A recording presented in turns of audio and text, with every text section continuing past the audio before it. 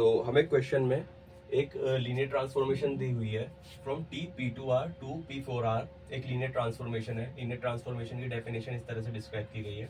तो हमें बताना है कि इस लीनियर ट्रांसफॉर्मेशन की रैंक क्या होगी। ठीक है, तो सबसे पहले हमें ये पता होना चाहिए ये P2R और P4R क्या है। P2R और P4R क्या होते हैं? Set of all polynomials. अगर हम PNR की बात करें, ये क्या होता है? PNR होता है set of all polynomials,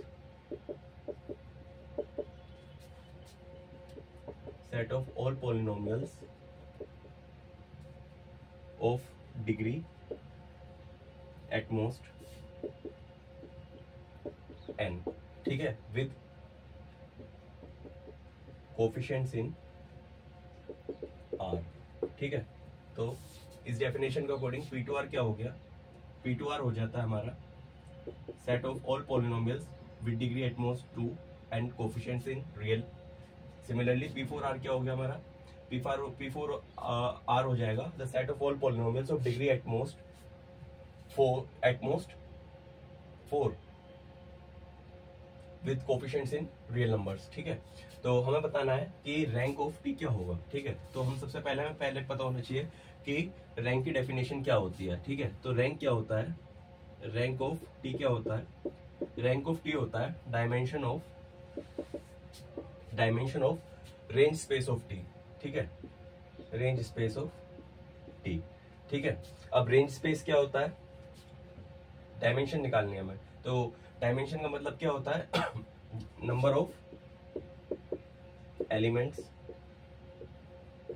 in basis of range space. ठीक है, तो हम ये बता सकते हैं। तो हमें क्या बताना है बेसिकली कि रेंज स्पेस के अंदर की बेसिस के अंदर कितने एलिमेंट्स होंगे। तो उसके लिए हम क्या करेंगे? हम रेंज स्पेस की बेसिस फाइंड आउट करेंगे। तो रेंज स्पेस की बेसिस क्या होती है? रेंज स्पेस की बेसिस होती है, पहले हम रेंज स्पेस क्या होता है रेंज स्पेस देख लेते हैं। रेंज स्पेस होता है स्पैन ऑफ टी बीटा। अभी बीटा क्या होता है? बीटा होती है डोमेन की स्टैंडर्ड बेसिस। डोमेन की स्टैंडर्ड बेसिस P2R की स्टैंडर्ड बेसिस क्या है? 1x और x स्क्वायर। ठीक है, ये इसकी एक स्टैंडर्ड बेसिस है P2R की। क्लियर? सो हम इसकी हेल्प से हम क्या फाइंड आउट कर सकते हैं कि रेंज स्पेस क्या होगा। तो रेंज स्पेस क्या होगा? रेंज स्पेस होगा span of T beta. Beta क्या है? 1x x square. तो T1 Tx Tx स्क्वायर। ठीक है, ये हो जाता है सिमिलर। तो बाय डेफिनेशन T1 क्या हो जाएगा? यहाँ से Px स्क्वायर, तो 1 स्क्वायर हो जाएगा। Tx x, तो x स्क्वायर हो जाएगा x स्क्वायर।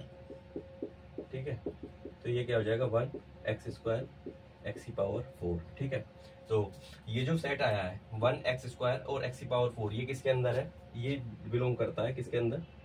P4R के अंदर, कोडोमेन के अंदर, बेसिकली कोडोमेन के अंदर। ठीक है, अब हम देख सकते हैं 1x स्क्वायर और x की पावर 4 क्या है? ये लीनियरली इंडिपेंडेंट सेट्स है, P4R के अंदर। क्लियर? सो सबसे पहले हम ये देखते हैं कि क्या ये सेट लीनियरली इंडिपेंडेंट है। तो इसके लिए हम क्या चेक कर सकते हैं? सीधा मान लीजिए 3 कोफिशिएंट्स लेते हैं हम, C1 C2 C3 in R such that, कैसे? C1 into 1 plus C2 into x square plus C3 into x की पावर 4 इक्वल्स 0।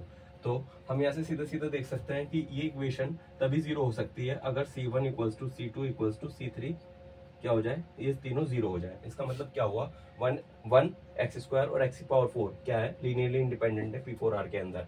ये छोटा सेट है, लीनियरली इंडिपेंडेंट है। इसका मतलब क्या हो गया? ये रेंज स्पेस को स्पैन भी करता है, यहाँ पे आएगा स्पैन। ये रेंज स्पेस को स्पैन भी कर रहा है और इसके जो एलिमेंट्स है वो लीनियरली इंडिपेंडेंट भी है। इसका मतलब क्या हो गया? ये 1x स्क्वायर एक्स की power 4 is a basis of 1x square x की power 4 is basis of RT। ये बेसिस हो गई RT की। ठीक है, इसके अंदर कितने एलिमेंट्स है? 3। इसका मतलब क्या हो गया? डायमेंशन ऑफ RT क्या हो गया? 3। डायमेंशन ऑफ RT क्या है? डायमेंशन ऑफ RT को तो रैंक कहता है। इसका मतलब क्या होगा? इसकी रैंक क्या आ गई? 3। सो ये जो लीनियर ट्रांसफॉर्मेशन है P2R to P4R जो डिफाइन की गई है इस तरीके से, इसकी रैंक क्या होगी 3।